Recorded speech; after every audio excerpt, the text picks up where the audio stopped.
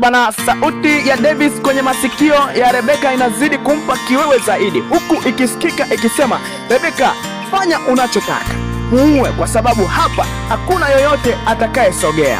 Lakini wakati hayo yote yanaendelea, penzi la Billy pamoja na Eva bado liko mashakani sana, kwa sababu Eva anapanga hivi sasa atoroke tu, achane na hii nyumba ya Profesa, huku Davis yeye anazidi tu kuwini moyo wa Anna, na leo anachukua pointi 3 mbele ya Rebeka. Sasa pale tulipoishia katika episode iliyopita ndipo tunapoanzia leo. Twende zetu nyumbani kwa Profesa. Billy huyu hapa ameingia chumbani kwa Eva, anamkuta Eva akiwa anapanga nguo, lakini Eva anazificha. Billy anamuuliza, uko sawa? Lakini Eva anashikwa na kigugumizi sana kusema niko sawa, lakini Billy anaona kabisa huyu hayuko sawa. Tayari Eva ameshaanza kufanya mipango yake ya kutoroka hapa ndani kwa Profesa kwa sababu tu ya manyanyaso anafanyiwa na Auntie Zai. Sasa tutoke hapo, twende huku nyumbani kwa Anna. Baada ya mzozo mwingi sana kutokea, Anna amekimbilia chumbani kwake, amekunywa dawa, lakini kilichobaki amebaki tu kwenye ukuta na kwenye pembe ya nyumba akiwa anatetemeka vibaya mno, hajui afanye nini.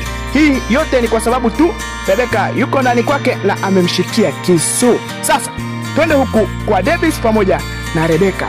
Davis huyu hapa bana, wakati Rebeka yuko kwenye msongo wa mawazo, hajui afanye nini, sauti za kumtia moyo zinasikika masikioni mwake. Davis huyu hapa kama anamfariji Billy, anamwambia, mimi kijana unayeniona mbele yako nipo kwa ajili yako, and guess what, nisikilize. Bwana, hizi ni sauti ambazo Rebeka anazisikia kwenye masikio yake. Hamuoni Davis, lakini amuona akiwa kwenye furaha sana yeye pamoja na Davis. Haya ni mawazo tu ambayo huenda ikawa sio mazuri kwa upande wake, kwa sababu anaweza akafanya kitu cha ajabu sana na kikampelekea kumwingiza kwenye matatizo. Sasa turudi huku kwa Billy pamoja na Eva. Hawa watu wanapendana sana bwana, lakini sasa mama mkwe ndio kipingamizi ambaye ni Auntie Zai. Sasa Eva amepanga mipango yake. Huyu hapa wakiwa jikoni, Eva anasema, nitoroke kama nilivyopanga, au akiamka tu asubuhi asinione, au nifanye nini?